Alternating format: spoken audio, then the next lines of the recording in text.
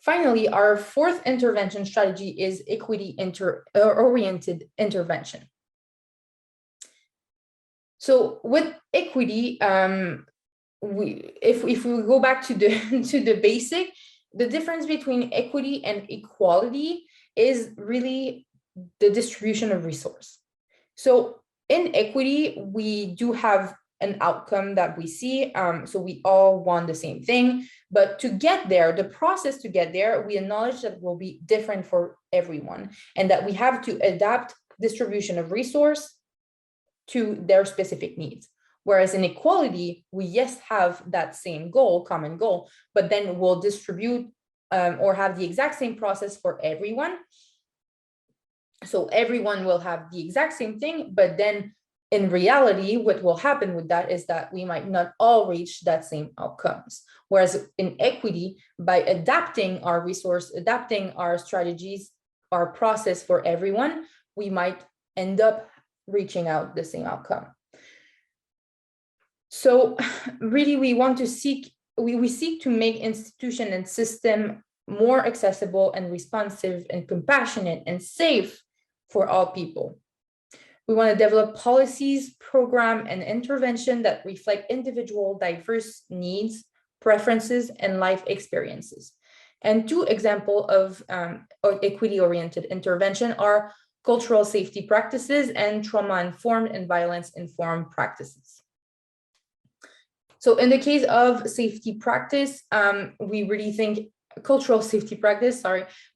about culture. So making sure that we are celebrating culture, that we are acknowledging the differences of culture and taking that into account when we're trying to create strategies. One strategy for one specific culture might really not work for others. And so we might, even though like it work in a specific context, it might not work in another context. So we really have to take that into consideration when we are trying to create strategies. We have to celebrate, to welcome everyone with their different backgrounds without judgment and listen to their differences, listen to them telling us how is it different in their culture, because every individual is their own expert in their own culture and their own self. So we have to listen to them to create that space where they can share instead of trying to impose things. So cultural safety, creating a space where people are safe, are feeling good to share about their culture and their background. Trauma-informed and violence-informed practice here is really about past experiences, the trauma, what was lived. Instead of asking, why are you like that? It's rather, or why are you doing that? It's rather, where are you coming from with that?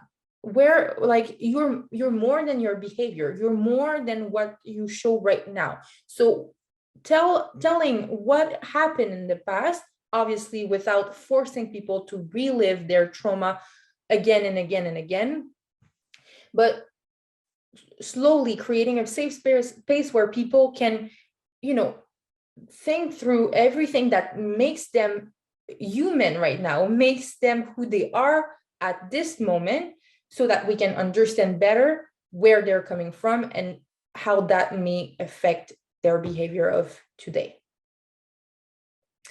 And here we really want to, again, have compassion in mind, focus on resilience rather than just scratching the past experience. How can we use past experience to grow, to be better? So yeah, these are just two examples of equity-oriented interventions that we may think. You can find more information about these online. They are coming more and more to the surface. We are hearing a bit more about these slowly. So I invite you to look into them more if you feel that that's relevant for your specific context.